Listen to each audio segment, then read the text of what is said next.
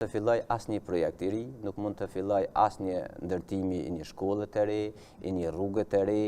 nuk mund të buxhetohet asnjë projekt i cili është pretenduar ose është planifikuar për vitin 2026. Dhe të gjitha këto shtyhen përtej afateve ligjore, domethënë pas 2 muajve. Se çka do të ndodhë, a do të fillojmë edhe muajin mars me krizën e njëjtë, domethënë mbetet të shihet, por besoj do duhet të mbyllet procesi zgjedhor, domethënë në rrethana normale dhe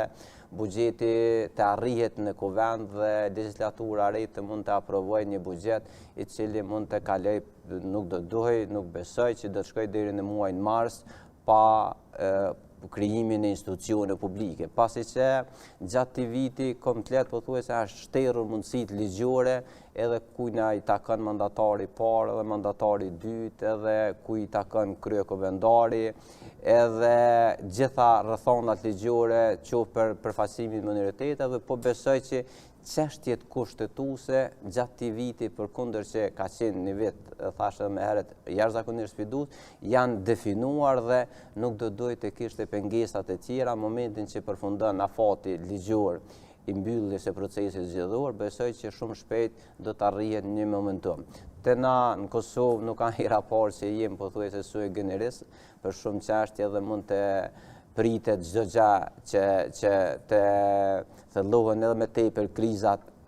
edhe politike, por edhe financiare, por kam një besim, prapë gjithherë dua të besoj që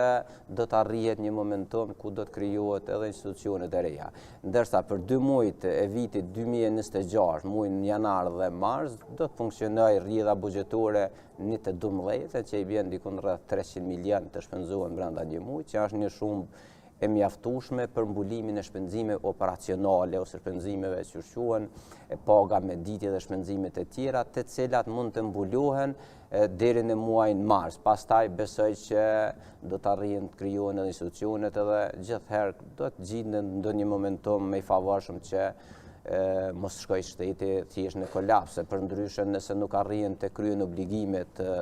që janë ditore dhe obligimet mujore, si që kemi rastin edhe ndërmarrjes publike të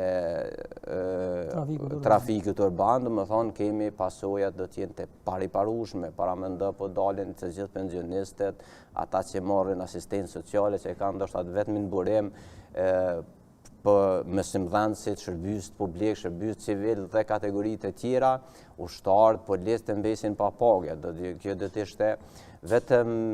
pa imagjinueshme, por nuk dua të besoj që do të vijë në një situatë të tillë. Ndërsa sa i përket çështjes së trafikut urban, gabimet, kjo është kur